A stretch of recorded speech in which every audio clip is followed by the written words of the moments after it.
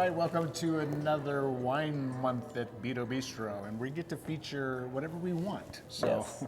we're going to do green Spain. A lot of people are familiar with Rioja, they're familiar with Cava, but because we're geeks, and also because I think it's a pretty unique and cool part of Spain. It's definitely worth exploring. I mean, once you get in there, the geography, the political situation that's developed over years, the grapes that they use, it's pretty unique and it's pretty cool. We've had some of our favorite wines, standout wines, end up coming from this area. Definitely.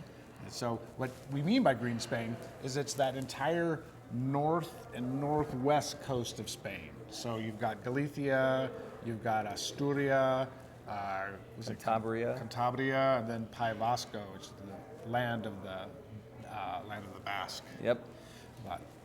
And it's interesting because it's all separated by the mountains, and so for the longest time, some of these areas were the last to be conquered by people like the Romans. And Galicia, the Arabs and the Moors never even got there because the mountains come across in the Pyrenees, and there's multiple mountain ranges that kind of isolate that from the rest of Spain, and that also changes the climate quite a bit as well. For sure. And in Galicia, that's where I think it was the last place that the Celts were before they ended up going up into Ireland and Scotland. The Celtic tribes had come down from like 600 BC out of the Alps and came through there, and there's still people there that have kind of these dark eyes and red hair from that background. And then in Asturias, they claim that they go back to the Paleolithic or Neolithic. I don't know what the difference, Paleo, Neo. One eats meat and one is, I don't know. But they go back to hunters and Neolithic farmers cross intermingling. And then over in the Basque country, the Basque are one of the most, they go back eons pretty much. Those cave paintings that you see, those are in this part of Spain. Yeah, definitely. And now, as you go farther east, it's a little bit more accessible. So the Romans had a lot easier time coming through there to conquer. The Romans did get up into Galicia, it was such a inhospitable landscape that they thought for sure they were hiding lots of gold and silver and such. And it took them about 100 years to realize that's not going to work. Right. But the one thing the Romans were really good at is not only transport, but they also brought some viticultural practices and new grape varieties into this area to where we still see that coming through today. And there's so much confusion even now as far as where these grapes, where their lineage goes back to, and DNA is not helping it at all because it's like some are related to Cab Franc. You had the Phoenicians that had prowled around the coast before the Greeks, and then the Romans came in, and some people are saying that there's a cross between a different species of grapevine, the Vitis sylvestre being used up there, and then one of the Hammurabi grapes is kind of grouped together, three different varieties of grapes, and one is an American hybrid. I don't know how the heck. Right, how'd that get in the mix? Yeah. So yeah, climatically speaking, we're that whole northern coast is essentially maritime climate, so very mild winters, but very heavy rainfall, fairly mild summers as well, so kind of a cool constant temperature throughout. As you get further inland, you get more of those continental temperatures, but definitely a maritime influence. And then in regards to like Asturias and Cantabria, as you were talking about with the mountain ranges, that provides kind of a unique little weather phenomenon there called the foehn effect or foehn winds. And essentially what that is you have an upslope of cool wind going up one side of the mountain, and as it goes up, the air expands and cools down and creates condensation, and so you get a lot of rain and snowfall on that side of the mountain. And as it comes down the other side of the mountain, it generates warmth and heat, and so you get a warming downslope. And so vineyards, are strategically placed on that downslope side of the mountain to kind of extend their growing season and things like that. So, kind of a unique little pocket of climate there, right in an area called the Cordillera Cantabria, or like the Cantabrian mountain range. One thing I'd noticed really different than the rest of Spain is like the Don Quixote and the plains and the heat and the tilting at windmills. Galicia is also known as like the land of 1,000 rivers. Yeah. And when you start to see these rivers, the way they sneak up into Ribera Sacra, and the Sil River, and these steep cliffs where these grapes are just hanging onto terraces. Yeah. As it goes down to the water. It's like how they even farm it and how they even got the grapes in and out of there is remarkable. For sure. And in regards to farming, due to the maritime climate, it's so cool and damp that, those grapes will be pretty susceptible to rot and fungus and things like that. So a lot of these vines are trained on parrals or pergolas, so the grapes kind of hang down from a pergola to allow air circulation to prevent mold and rot and things like that. So very labor intensive in regards to harvesting grapes. Yeah.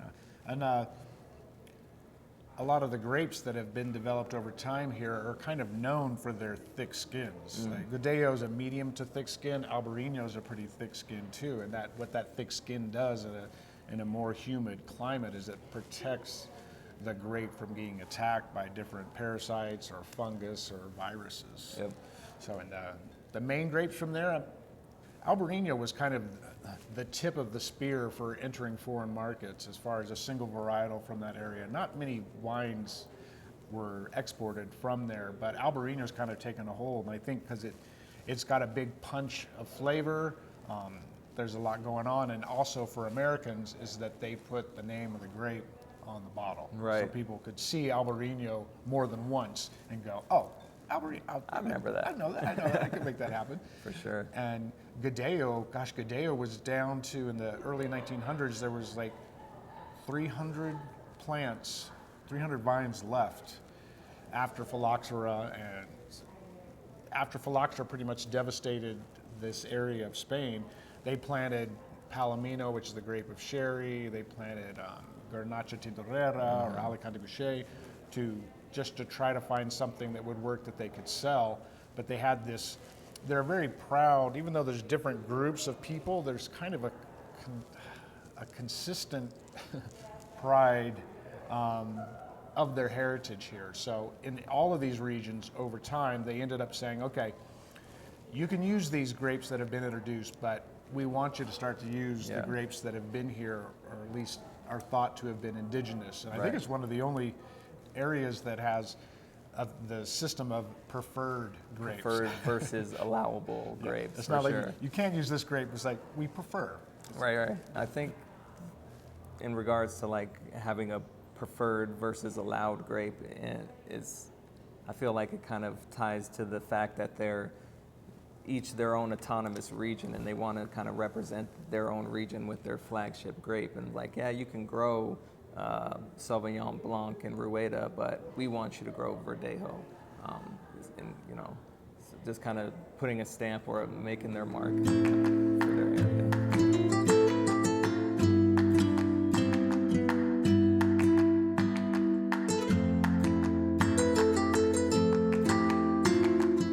First wine I want to introduce to everybody is this Albarino, and to those of us who are wine geeks, Albarino's pretty well known, but I have come across quite a few people who aren't too familiar with the grape, so excited to bring this to everybody.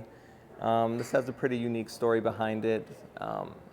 So there's a pretty well-known trail that runs along the northern coast of Spain called the Camino de Santiago, or the Way of St. James. So the Camino de Santiago is about 500 miles long, and it starts right on the coast or border where France meets Spain, and then it runs kind of down through Navarra and cuts across green Spain and ends up in Galicia at the Santiago de Compostela, which is where a big cathedral resides, and they found the remains of St. James. So people make a pilgrimage there.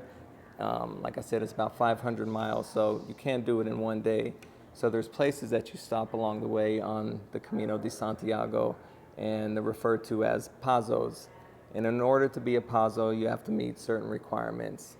You have to have a shrine, something to pray to. You have to provide food for the travelers, a place to sleep for the travelers, and they also have to have their own small vineyard to provide wine for the travelers. Because obviously wine is very crucial on their journey to the Santiago de Compostela. So here we have a Paso de Gallegos. So they are designated as a Paso, so they meet all those requirements. These guys are in the subzone of Rias Baixas called Ribera do Ulla, or also Val de Ulla. The Ulla is a river that kind of cuts through that subzone there. These vineyards are located kind of right along the riverbanks. So this is a very bright, refreshing, acidic expression of Albarino. Has a lot of peach tones, a lot of those stone fruits. So this was macerated on the skins for a short time and then was able to age on the lees for about 3 to 5 months in stainless steel tanks in order just to give it a little bit more body and complexity. The Paso de Gallegos is a small estate. They only produce about 2,000 cases a year. So we're very fortunate to have this here and bring you guys this delicious Albarino. So we mentioned Godello, and we do have a Godello that we're going to do by the glass and flight here. It's the Avancia Cuvée d'Eau Godello. This is from Valdoris. You have to go a little bit farther upstream. You go far enough upriver to start to escape a little bit of those maritime wet influences, and then start to get a little bit of the cool nights, warm days, almost a Mediterranean style of climate up there. And what these guys do, it's all hand harvested, it's bush vines, it's on this gorgeous southeast facing slope on the north side of the river. During the process, they also do, they put about 20% in barrels, and they do a little batonnage, so they stir up the lees. It gives it a little bit of a creamy texture. So you've got some body to this, but you also have this gorgeous bright lemon. You've got some pretty cool minerality. It's a really delicious wine. If you're a Chardonnay drinker, it's almost like a cross between a Pinot Grigio and a Chardonnay as far as the body goes. And yeah, this is a great little wine. All right, so for the next grape I'm going to be bringing you guys, or the next wine I should say, is this Txakolina. This comes to us from the region of País Vasco, right along the border of France and Spain. There's this little region kind of right there in the Bay of Biscay called País Vasco. The people who live there refer to themselves as the Basque people, and they actually believe that they were some of the first inhabitants of the Iberian Peninsula. Their history goes back a really long time, and the winemaking there predates writing, essentially. They've been making wine for as long as they've been there. The word Txakoli actually is derived from a Basque word meaning made at home, because at a certain period of time, everyone had their own family plots and vineyards, and they would just create their own wine. And then, around the 60s or 70s, Txakolina winemakers kind of got together and formed an association to bring, more industry to the area and bring these wines to the forefront. So the grape in a white Txakoli or a white Txakolina may not even be a grape at all, because the word Zuri means white. So this grape is called Honda Ribby Zuri. So really they refer to any grape as Zuri as long as it was white. So DNA testing actually shows that this grape was one of 3 grapes, either Corbeau Blanc, Crochan, or Noah, which is an American hybrid grape, strangely enough. So this comes to us from the Getariaco DO of País Vasco, which sits right along the northern coast of País Vasco. Most of these vineyards reside within only about a half a mile from the coast. So super maritime climate, cool, rainy, damp. So you're going to find it really high acid. It's going to crank it up a notch on this one. Bright citrus notes, a little bit of floral notes, and just a delicious all-around wine. So within País Vasco, there are 3 provinces that kind of correspond with the 3 DOs of País Vasco. There's Alava, which is DO Arabaco. There's Vizcaya, which is DO Vizcaya. And then Guipúzcoa, which is DO Getariaco. So both of these Txakolis that we're going to be bringing you come from the DO Getariaco area. It's the easternmost part of País Vasco, right along the coast, gets the most rainfall throughout the year. And like I said, most of the vineyards reside within about a half a mile from the coast. So super high acid wines, super refreshing. They have a little bit of effervescence with them that just kind of adds a little bit of liveliness to the palate. So this white Txakolina.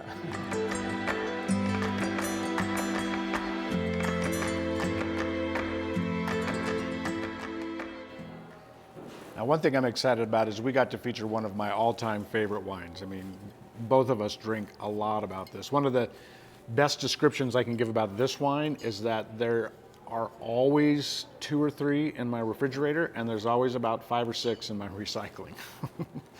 What this is, the grape is Mencia, and the more research we do on it, it's a very unique style of rosé. It doesn't have the weight that a lot of the Provence rosés have.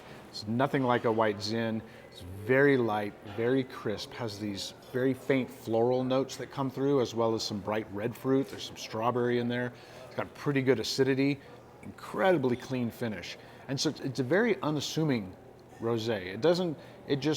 You know it's great because the bottle disappears way too quickly. I love to put this with fish tacos. I love to put it with sunshine is the other great pairing for this wine. These are all pretty much 50-year-old vines grown up at about 1,700 feet elevation. And this is from Bierzo. The grape is Mencia. Bierzo is not technically, as we said, it's not really in the Green Spain area, but it's climactically pretty darn close. It has continental, but it has a little bit of maritime influence like the rest of Green Spain. One interesting part about the way this wine is made from looking at it is that it's a free-run rosé, and it gets its color by apparently going through just a slight bit of carbonic maceration, where it's in a sealed vessel, and it starts to have a little intracellular fermentation to just start to bust the skins open and give just that little bit of color. It's one of the palest rosés that you'll ever see, but I'm very excited to really give this one a showing. All right, and finally for the last grape, something I'm super excited to bring. Again, from the País Vasco area, another version of the Txakoli or Txakolina. This is the red version called Hondarribia Beltza. There's a little bit of discrepancy onto where this grape really comes from. It does share some DNA similarities to Cabernet Franc. It's uncertain as to whether it's the parent or a sibling of Cabernet Franc. So this does come from the Dio Gattariaco, and it's pretty unique because there's about, out of all the grapes planted in that Dio, 95% of them are dedicated to white wines. Within that 5% remaining, the majority of those are turned into rosé wines, and a very small portion are actually made into red wines. So we were pretty lucky to get our hands on a red wine from this area. This is bright, super light-bodied, acidic, has a lot of red fruit, cherry notes, a little bit of floral notes, a little bit of herbaceousness, and like the white counterpart, a little bit of effervescence as well. So pretty excited, pretty geeked out to bring this to you guys, and definitely recommend you grabbing a glass.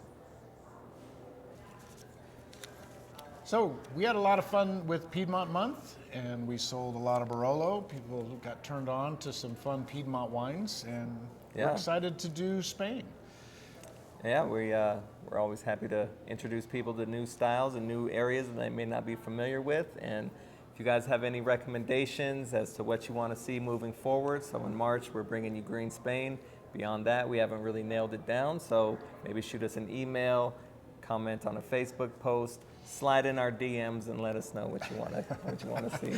Awesome. And so again, all these wines we're doing by the flight, by the glass, or by the bottle, and there'll be great prices on bottle. Just like if you missed the Barolo bottle prices, I don't think you'll see a Barolo for that price in any other restaurant that we were selling it for. Yep. So take advantage of the specials we're giving you guys and come in, have some awesome wine at some great prices. Yeah. We'll be doing good deals on the retail side as well. So we'll see ya. Excellent. Cheers. Cheers.